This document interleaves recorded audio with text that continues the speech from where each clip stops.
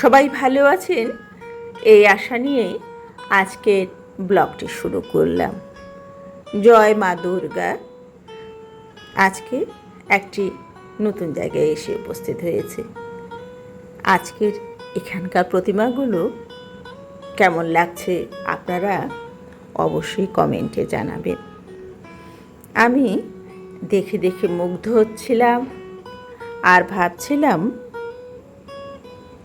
এই ভিডিওটি কখন আপলোড করব আর আপনারা তা দেখবেন। আপনারা অবশ্যই কমেন্টে জানাবেন যে এখানকার প্রতিমাগুলো কেমন লাগছে আপনাদের। মা হলেন অপরূপা, সঙ্গে যদি অলংকার থাকে মায়ের রূপ শতাধিক বৃদ্ধি পায়। মায়ের অলংকার, মাথার মুকুট সমস্ত কিছুই খুব নিখুঁতভাবে কারুকার্য করা হয়েছে।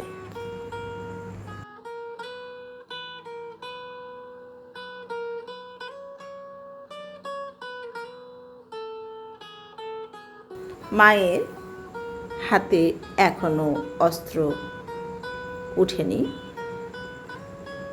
মণ্ডপে সেই অস্ত্র সজ্জিত মায়ের রূপ দেখা যায়। এই প্রতিমাগুলি অনেক বড় আকৃতির।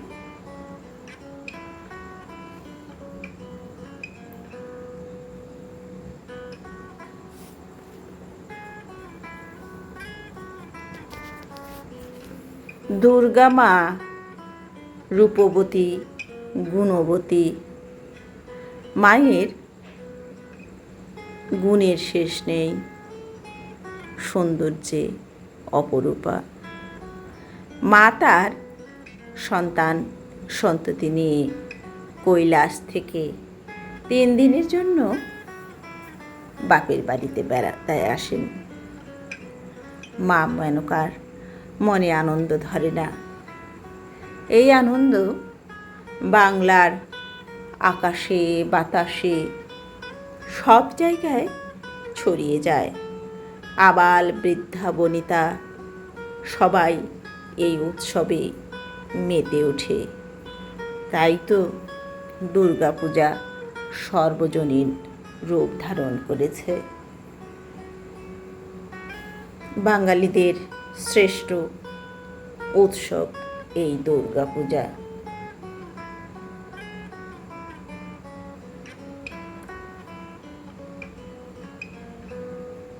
এই সময় মাকে আহ্বান জানাতে আকাশ বাতাস, কাশফুল, শিউলি ফুল সব কিছু মিলিয়ে পারিপার্শ্বিক যে একটা মনোরম পরিবেশ তৈরি হয়, সত্যি বুঝিয়ে দেয় যে পূজা আসছে, পূজা আসছে। এই রব পূজা আসছে, পূজা আসছে, এটা যে কি আনন্দের। দশমীর পরের দিন তা প্রতিটি বাঙালি বুঝতে পারে।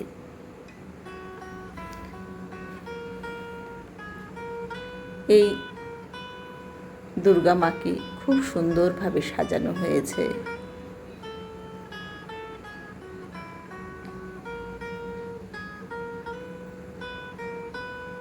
সিংহ,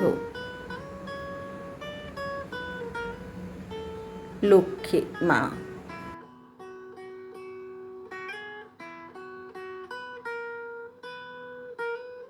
সরস্বতী মা,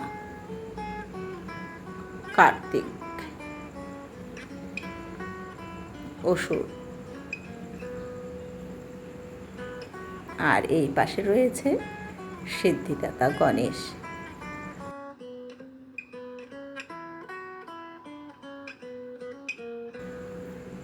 মায়ের এই মাতৃত্ব রূপকেই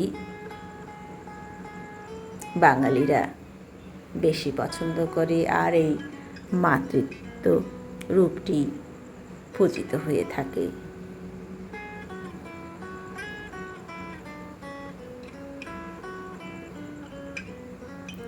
তো আজ এই পর্যন্তই।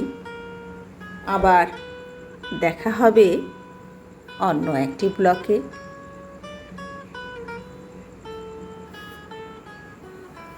সবাই ভালো থাকবেন।